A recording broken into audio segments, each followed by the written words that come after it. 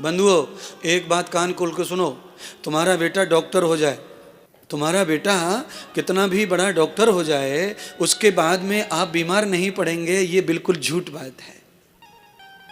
दुनिया के डॉक्टर कितने भी हैं, उनके माता पिता बिस्तर में सड़े पड़े, पैरालाइज हुआ पड़ा है, कैंसर हुआ पड़ा है, कुछ नहीं हो रहा है, और डॉक्टर इलाज कर रहा है पर ठीक नहीं कर पा रहा है। भागवत कथा कहती है कि ध्रुव के जो पिता उतानपाद थे उनको पैरालाइज हो गया था, क्योंकि उन्होंने ध्रुव को घर से निकाल दिया अपनी दूसरी पत्नी के कहने से, गोद में नहीं बिठाया, प्यार नहीं दिया, तो उन्हें पाप लगा बच्चे को दुख देने का, इसलिए उनको पैरालाइज हुआ। बिस्तर पे पड़ गए पर मौत नहीं आती, वो मरना नहीं चाहते बिना ध्रुव के दिखे, और वो प्रायश्चित करना चाहते हैं। एक बार ध्रुव आंखों के सामने आए और वो कहे कि मैंने पिता तुम्हें माफ़ कर दिया, फिर मैं शरीर का त्याग कर दूंगा। इतने के लिए जिंदा है, रो रहा है, तड़प रहा है, पागल है, पर आज ध्रुव भगवान विष्णु ने कहा जाओ और अब तुम्हारा कर्तव्य बनता है कि तुम्हें मेरा दर्शन हुआ है, लक्ष्य की प्राप्ति हुई है, तो तुम्हारा पुत्र होने के नाते पिता का कल्याण करो, घर जाओ। ध्रुव घर आए, उतानपाद राजा को दर्शन दिया और तत्काल उतानपाद राजा के लिए बैकुंठ के दरवाजे खोल दिए पुत्र ने, और वो मुक्त हो गया रोग से और भगवान के धाम चले गए। ये है भक्त की करामात। डॉक्टर की करामात अलग होती है और भक्त की करामात अलग होती है। रोग से मुक्त कर दिया,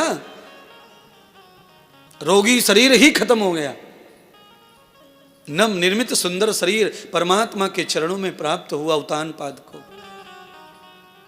भक्त से बड़े लाभ है। अच्छा, बेटा की बात अलग है, मैं इंद्रदेव तुम्हारा बेटा नहीं, मैं तुम्हारा चाचा नहीं, मैं कुछ भी नहीं, पर मैं भक्ति कर चुका हूँ बहुत सारी, रोज करता हूँ नियम से, उसका ही फल कितना मिलता है तुमको। मेरे पास आते हो, मुझसे मिलते हो, आपका सुख बढ़ जाता है, आपके घर के क्लेश खत्म हो जाते हैं, आपकी मन इच्छाएं पूरी हो जाती है, किसी की नौकरी लग जाती है, कोई पास हो जाता है, कोई दुकान चला लेता है, कोई गाड़ी खरीद लेता है, कोई मकान बना लेता है, सब काम आपके हो जाते हैं। मैं ध्रुव जैसा भक्त नहीं हूँ, पर मैं नियम से करता हूँ त्रिकाल संध्या, उसका ही फल है कि कितने लाख लोगों का भला हो रहा है। अगर मैं ध्रुव हो जाऊं या आपके घर में कोई ध्रुव हो जाए तो वो निश्चित हमारा पूरी तरह उद्धार कर सकता है। हम तो थोड़े ही भक्त हैं, पर थोड़े होके ही हम रोटी तो सेक ही रहे, लोगों की काम तो बना ही रहे हैं, पेट तो भर ही रहे हैं, इच्छाएं तो पूरी कर ही रहे हैं। इससे भी और बड़ा भक्त चाहिए। समाज का भक्त हूं मैं पक्का, और राष्ट्र का बिल्कुल ठोस भक्त हूं।